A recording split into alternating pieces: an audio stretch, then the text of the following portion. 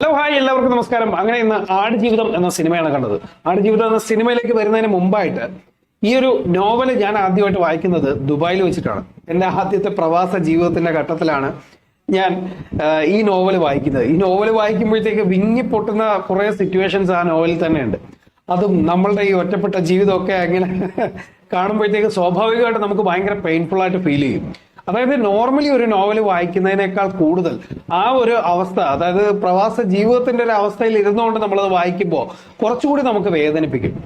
അപ്പൊ തീർച്ചയായിട്ടും ഈ ഒരു നോവലിന്റെ പവർ എന്ന് പറയുന്നത് വളരെ വളരെ വളരെ വലുതാണ്. അത് ബെന്യാമിൻ എന്ന് പറയുന്ന ഒരു എഴുത്തുകാരന്റെ മാജിക്കൽ പവർ തന്നെയാണ്. അത് ഒരിക്കലും മാറ്റിവെക്കാൻ പറ്റൂല. കാരണം അത്ര ഗംഭീരമായിട്ടാണ് ആ മനുഷ്യൻ ആ ഒരു നോവൽ എഴുതി പിടിപ്പിച്ചിരിക്കുന്നത്.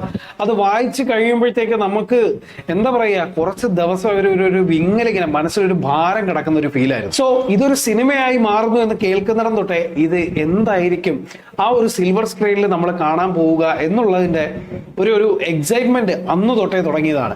പിന്നീട് ഈ സിനിമയെ കുറിച്ചുള്ള വാർത്തകൾ പലപ്പോഴും വരുമ്പോഴത്തേക്കും നമ്മുടെ മനസ്സിൽ ഇങ്ങനെ, പ്രത്യേകിച്ച് വായനക്കാരൻ എന്നുള്ള നിലയിൽ എൻ്റെ മനസ്സിലും വന്നത് ഈ സിനിമ എന്തായിരിക്കും, എങ്ങനെയാവും നമ്മൾ സ്ക്രീനിൽ കാണാൻ പോകുന്നത് എന്നുള്ളത്. ബ്ലസ്സി എന്ന് പറയുന്ന ഒരു സംവിധായകന്റെ കഴിഞ്ഞ 16 വർഷത്തെ എഫേർട്ടാണ് ഈ ഒരു സിനിമ എന്ന ഒറ്റ വാക്കിൽ പറയുമ്പോൾ ആ ഒരു 16 വർഷം കൊണ്ട് ആ മനുഷ്യൻ ആ സിനിമയ്ക്ക് കൊടുത്തിരിക്കുന്ന ഒരു രൂപമുണ്ട്. പ്രത്യേകിച്ചും നമ്മൾ ഒരു നോവല് സിനിമയായി മാറുന്നു, അതും ഒരു യഥാർത്ഥ സംഭവം നോവലായി മാറി ആ നോവൽ ഒരു സിനിമയായി മാറുന്നു എന്ന് പറയുമ്പോൾ നമ്മുടെ മനസ്സിൽ ഭയങ്കര ടെൻഷനാണ്. കാരണം ഒരിക്കലും പുസ്തകങ്ങൾ സിനിമയിലേക്ക് വരുമ്പോഴത്തേക്ക് പലപ്പോഴും പരാജയപ്പെട്ട ചരിത്രങ്ങളാണ് നമ്മൾ കണ്ടിട്ടുള്ളത്. പക്ഷേ ഇവിടേക്ക് വരുമ്പോൾ ആ ഒരു എഴുത്ത് ഭാഷയ്ക്ക് ഒരു ദൃശ്യഭാഷ കൊടുക്കുമ്പോൾ ബ്ലസ്സി എന്ന് പറയുന്ന ഒരു സംവിധായകൻ അതിലേക്ക് തന്റെ 100% എഫോർട്ടാണ് കൊടുത്തിരിക്കുന്നത്. അത് നിങ്ങൾ ഈ സിനിമ കണ്ട് അതിന്റെ എൻഡ് ക്രെഡിറ്റ്സ് കഴിഞ്ഞ് തിയേറ്ററിൽ നിന്ന് ഇറങ്ങുമ്പോൾ നിങ്ങൾക്ക് മനസ്സിലാക്കാൻ പറ്റും ഞാൻ എന്തുകൊണ്ടാണ് ഇത്രയും പറഞ്ഞത് എന്നുള്ളത്. സിനിമയിലേക്ക് വരികയാണെന്നുണ്ടെങ്കിൽ ഈ സിനിമയുടെ കഥ സ്റ്റാർട്ട് ചെയ്യുന്നത് തൊട്ട്, അതായത് നജീബിന്റെ പ്രവാസ ജീവിതത്തിലേക്കുള്ള യാത്ര, ഇങ്ങനെയുള്ള കാര്യങ്ങളിൽ അയാൾ എത്തിച്ചേരുന്നു എന്നുള്ളതും അവിടെയുള്ള ആ ഒരു പ്ലേസ്മെന്റ് കുറച്ച് വലുതായി പോയി എന്നുള്ളൊരു ഫീൽ എനിക്ക് ഇപ്പോഴും ഉണ്ട്. കാരണം അവിടേക്ക് അദ്ദേഹത്തിന്റെ കഥാപാത്രങ്ങളെ, അല്ലെങ്കിൽ ആ സിനിമയിലെ കഥാപാത്രങ്ങളെ പ്ലേസ് ചെയ്യുന്ന കുറെ ഏരിയാസ് ഉണ്ട്. അതിനും അപ്പുറത്തേക്ക് നോക്കുമ്പോൾ ഭാര്യയും ഭർത്താവും തമ്മിലുള്ള ഇമോഷണൽ ആയിട്ടുള്ള കുറെ സംഭവങ്ങളുണ്ട്. അവിടെയൊന്നും എനിക്ക് അത്ര വലിയ ഒരു ഇമോഷണൽ കണക്ഷൻ ഫീൽ ചെയ്തില്ല എന്നുള്ളത് എൻ്റെ മാത്രം വ്യക്തിപരമായിട്ടുള്ള ഒരു അഭിപ്രായമാണ്. എനിക്ക് അങ്ങനെ തോന്നിയില്ല.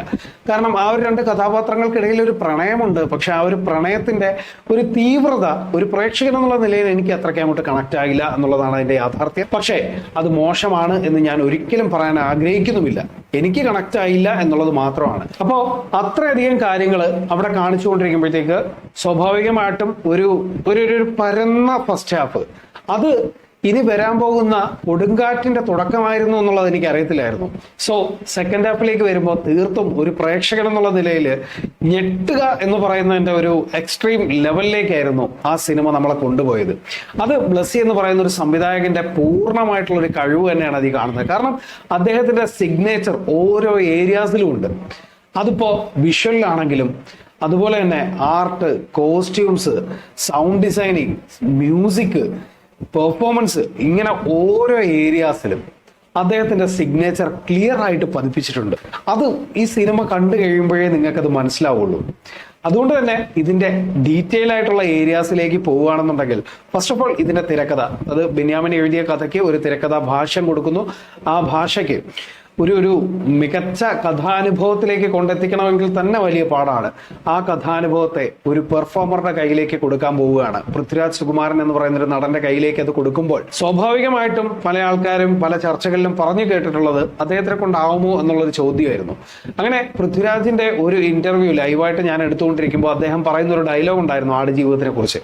അതായത്, ഞാൻ എൻ്റെ ശരീരത്തിനോട് ചെയ്യാവുന്ന ഏറ്റവും വലിയ ക്രൂരതയാണ് ആടുജീവിതത്തിന് വേണ്ടി ചെയ്തിട്ടുള്ളത്. ഇനി മറ്റൊരു സിനിമയ്ക്കും വേണ്ടിയിട്ട് ഞാൻ അങ്ങനെ ചെയ്യാൻ ആഗ്രഹിക്കുന്നില്ല എന്ന് അദ്ദേഹം പറഞ്ഞു.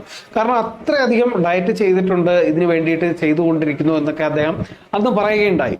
സോ ആ ഒരു എക്സൈറ്റ്മെന്റ് ഈ സിനിമയിൽ എവിടെയാണ് നമ്മൾ കാണാൻ പോകുന്നത് എന്നുള്ളതൊക്കെ ഇനി നമുക്ക് പറയാം.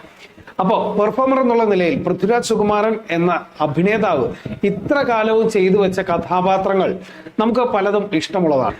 പക്ഷേ ആടുജീവിതം എന്ന സിനിമയിലേക്ക് വരുമ്പോൾ ഒരു ഡയറക്ടേഴ്സ് ആക്ടറായി മാറുകയായിരുന്നു പൃഥ്വിരാജ് എന്ന് എടുത്തു പറയേണ്ടിയിരിക്കും. കാരണം ഒരു സംവിധായകൻ എന്താഗ്രഹിക്കുന്നുവോ ഒരു കഥാപാത്രത്തിന് ഇത്ര മതി, അതിനെ കൺട്രോൾ ചെയ്ത് പെർഫോം ചെയ്യുക എന്ന് പറഞ്ഞാൽ ചെറിയൊരു കാര്യമല്ല. കാരണം അഴിഞ്ഞാടാൻ കിട്ടിയിരിക്കുന്ന ഒരു വേഷമാണ്.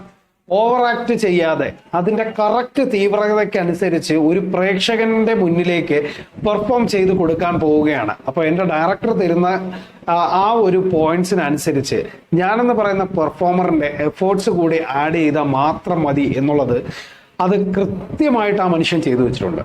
അതിനകത്ത് പൃഥ്വിരാജ് എന്ന് പറയുന്ന ഒരു നടന് കയ്യടി കൊടുത്തേ പറ്റൂ. കാരണം ആ ഓരോ ഇദ്ദേഹം കടന്നു പോകുന്ന സിറ്റുവേഷൻസിനെ ഓവറാക്കാതെ എന്നാൽ ഒട്ടും ലോ ആക്കാതെ കറക്റ്റ് അതിന്റെ മീറ്റർ പിടിച്ചു പോവുക. അതായത് പ്രേക്ഷകരെ കാണുമ്പോൾ അത് കറക്റ്റ് ആയിട്ട് നജീബിലൂടെ നമ്മളിലേക്ക് കണക്ട് ആവുന്നു എന്നുള്ളത് എത്തിക്കാൻ അദ്ദേഹത്തിന് സാധിച്ചു എന്നുള്ളത് 100% പറയേണ്ടിയിരിക്കും. ഇബ്രാഹിം ഖാദ്രിയുടെ കഥാപാത്രം അഭിനയിച്ചിരിക്കുന്ന ആ മനുഷ്യന്റെ പേരെനിക്കറിയില്ല. അദ്ദേഹം എന്താണെങ്കിലും ആ ഒരു കഥാപാത്രത്തിന് കൊടുത്തിരിക്കുന്ന ഒരു ഡയമെൻഷൻ അടിപൊളിയായിട്ട് തന്നെയാണ്.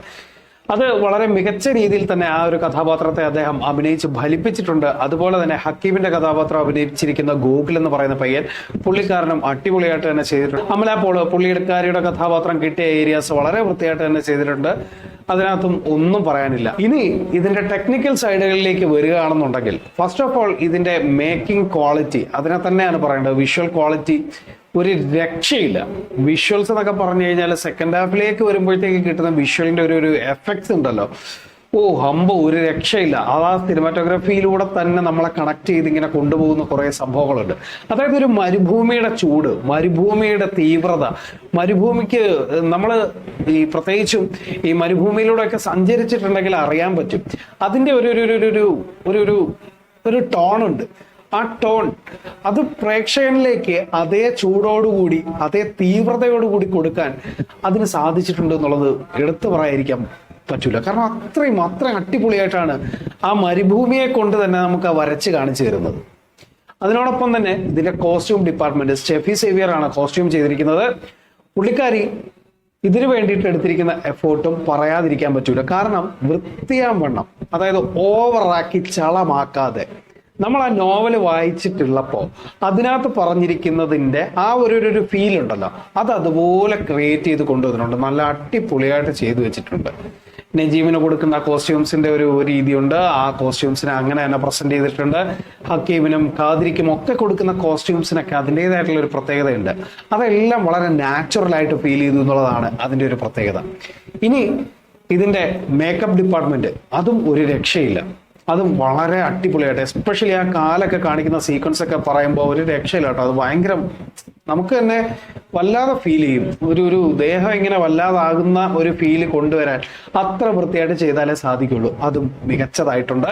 പൃഥ്വിരാജ് എന്ന് പറയുന്ന നടനിലേക്ക് വീണ്ടും തിരിച്ചു വരണം. കാരണം നമ്മൾ കാത്തിരുന്ന കുറെ സംഭവങ്ങളുണ്ട്. അദ്ദേഹത്തിന്റെ ആ ട്രാൻസ്ഫോർമേഷൻ സത്യം പറഞ്ഞാൽ ആ വിഷ്വൽസ് കണ്ടു കഴിയുമ്പോൾ നമ്മൾ ഇങ്ങനെ നെറ്റി ചുളിച്ചിങ്ങനെ മൂക്കത്ത് കൈവച്ചു. ഒരു നടൻ ആ കഥാപാത്രത്തിന് വേണ്ടിയിട്ട് ഇത്രയും കഷ്ടപ്പെടുക, അല്ലെങ്കിൽ ഇത്രയും ഡയറ്റ് ചെയ്ത് തന്റെ ശരീരത്തിനോട് തന്നെ ഇത്രയും ഇത് കാണിക്കുക എന്നുള്ളത് ആ ഒരു ഷോട്ടിൽ ഇങ്ങനെ കണ്ടുകൊണ്ടിരിക്കുമ്പോൾ നമ്മുടെ ഉള്ളിൽ ഒരു വിങ്ങല് ഫീൽ ചെയ്തിട്ടുണ്ടെങ്കിൽ അത് തന്നെയാണ് നജീബ് എന്ന കഥാപാത്രത്തിനോട് അദ്ദേഹം ചെയ്തിരിക്കുന്ന അത്ര അടിപൊളിയായിട്ടാണ് അത് ചെയ്തു വെച്ചിരിക്കുന്നത്. ഇനി ബാക്ക്ഗ്രൗണ്ട് മ്യൂസിക്കിലേക്ക് വരികയാണെന്നുണ്ടെങ്കിൽ ഒരു രക്ഷയില്ല കേട്ടോ. A.R. റഹ്മാന്റെ മ്യൂസിക്കൽ ഏരിയ എന്ന് പറയുന്നത് തന്നെ എപ്പോഴും ഉണ്ടാവുന്ന ഒരു മാന്ത്രികതയുണ്ട്. ആ മാന്ത്രികത പ്രത്യേകിച്ചും രണ്ടാം പകുതിയിൽ മണലാരണ്യങ്ങളിലൂടെയുള്ള സഞ്ചാരം എന്ന് പറയുന്നത് ഒരു രക്ഷയില്ല. ആ ഏരിയാസിലൊക്കെ നമ്മളെ ഇങ്ങനെ ആ മ്യൂസിക്കിനൊപ്പം ഇങ്ങനെ കൊണ്ടുപോയിക്കൊണ്ടേയിരിക്കും. ആ മ്യൂസിക്കിന് കൊടുക്കാവുന്ന പവേഴ്സ്, അതായത് ചിലയിടങ്ങളിൽ ഉണ്ടാവുന്ന ചില സംഭവങ്ങളുണ്ട്, വൾച്ചേഴ്സിനെയൊക്കെ കൂടെ ഉണ്ടാവുന്ന ചില സീക്വൻസ് ഒക്കെ ഉണ്ട്. അവിടെയൊക്കെ കൊണ്ടുവരുമ്പോഴത്തേക്ക് കിട്ടുന്ന ഏരിയസ് അടിപൊളിയാണ്. പിന്നെ അതുപോലെ തന്നെ ഇതിലെ ചില ട്രാൻസിഷൻസ് ഉണ്ട്, അതും ഒരു രക്ഷയില്ല. അതിനൊക്കെ ഭയങ്കര അടിപൊളിയായിട്ട് ഫീൽ ചെയ്യും. അതൊക്കെ എന്ത് രസമായിട്ടാണ് ചെയ്തു വെച്ചിരിക്കുന്നത്. CG വർക്ക് ആണെങ്കിലും ഗ്രാഫിക്സ് ഏരിയ ഒക്കെ ആണെങ്കിലും അടിപൊളിയായിട്ട്. പിന്നെ സൗണ്ട് ഡിസൈനിങ്ങിലേക്ക് വരികയാണെന്നുണ്ടെങ്കിൽ റസൂൽ പൂക്കുട്ടി ചെയ്തു വെച്ചിരിക്കുന്നതും ഗംഭീര വർക്കാണ്. കാരണം ഇതിൽ ആ വൾച്ചേഴ്സിന്റെ സീക്വൻസിലൊക്കെ വരുമ്പോഴത്തേക്ക് ഒരു രക്ഷയില്ല കേട്ടോ. ആ വൾച്ചേഴ്സിന്റെ ആ സംഭവങ്ങളും ആ സൗണ്ടും അവരുടെ ആ ചിറകടിക്കുന്ന ഏരിയാസും മരുഭൂമിയിലൂടെ ഇവർ നടക്കുമ്പോൾ ഇവരെ ഷർട്ട് അടിച്ചിട്ടുണ്ടാവുന്ന സൗണ്ടുകൾ പോലും നമ്മളെ ചില സമയങ്ങളിൽ കറക്റ്റായിട്ട് നമ്മളെ അതിലേക്ക് എത്തിക്കും. ആ ഒരു പ്രേക്ഷകന് കൊടുക്കാവുന്നതിന്റെ മാക്സിമം അത് എല്ലാ ഏരിയാസിലും ഒരുപോലെ വരുമ്പോഴാണ് ഒരു നല്ല സിനിമ ഉണ്ടാവുന്നത്. തീർച്ചയായിട്ടും നിങ്ങൾക്ക് തിയേറ്ററിൽ തന്നെ കാണാവുന്ന, അല്ലെങ്കിൽ തിയേറ്ററിൽ തന്നെ കാണേണ്ട ഒരു നല്ല സിനിമ അനുഭവമാണ് ആടുജീവിതം. എൻ്റെ ഉള്ളിൽ ഒരു വൺ ടൈം വാച്ചബിൾ മൂവി ആയിട്ടാണ് ഫീൽ ചെയ്തത്. തീർച്ചയായിട്ടും മിസ് ചെയ്യരുത്, തിയേറ്ററിൽ പോയി തന്നെ കാണേണ്ട ഒരു മികച്ച അനുഭവമാണ് ആടുജീവിതം. ഒന്നുമില്ലെങ്കിലും നമ്മുടെ മലയാളികൾക്ക് ധൈര്യമായിട്ട് ഒരു മലയാളം സിനിമയാണ്, ഒരു ഇന്റർനാഷണൽ ക്വാളിറ്റി ഉള്ള ഒരു സ്റ്റഫാണ് എന്ന് ധൈര്യമായിട്ട് കാണിക്കാൻ പറ്റുന്ന ഒരു ഗംഭീര അനുഭവമാണ് ആടുജീവിതം. അതിപ്പോ എവിടെ വേണമെങ്കിലും നമുക്ക് കൊണ്ട് പ്രസന്റ് ചെയ്യാം, ഇതാണടാ ഞങ്ങളുടെ വർക്ക് എന്ന് പറഞ്ഞിട്ട്. അത്രയ്ക്ക് ക്വാളിറ്റി. അത് ബ്ലസ്സി എന്ന് പറയുന്ന ഒരു സംവിധായകന് സല്യൂട്ട് അടിച്ചേ പറ്റൂ. കാരണം ഒരേരിയയിലും കോംപ്രമൈസ് ചെയ്യാതെ ഇത്രയും ക്വാളിറ്റിയോടുകൂടി ചെയ്യുക എന്ന് പറയുന്നത് അദ്ദേഹത്തിന്റെ ഇത്രയും വർഷത്തെ കഠിനാധ്വാനത്തിന് കിട്ടാവുന്ന ഏറ്റവും വലിയ അംഗീകാരം തന്നെയാണ്. അഭിപ്രായങ്ങൾ വ്യക്തിപരമാണ്. സിനിമ തിയേറ്ററിൽ തന്നെ കണ്ടു വിലയിരുത്തുക. 100% പറയുന്നു, സിനിമ തിയേറ്ററിൽ തന്നെ കണ്ടു വിലയിരുത്തുക. ഓരോ ഏരിയാസും ശ്രദ്ധിച്ച് സിനിമ കാണുക. അപ്പോൾ കൂടുതലൊന്നും പറയാനില്ല. ഇതിന് ഞാൻ റേറ്റിംഗും ഒന്നും പറയുന്നില്ല, കാരണം നിങ്ങളിത് തിയേറ്ററിൽ തന്നെ കാണണമെന്നേ ഞാൻ പറയുള്ളൂ. ഇത് ഒരു മലയാള സിനിമയാണെന്നുള്ള ഓർമ്മയിൽ തന്നെ നിങ്ങൾ തിയേറ്ററിൽ കാണുക. അപ്പോൾ കൂടുതലൊന്നും പറയാനില്ല.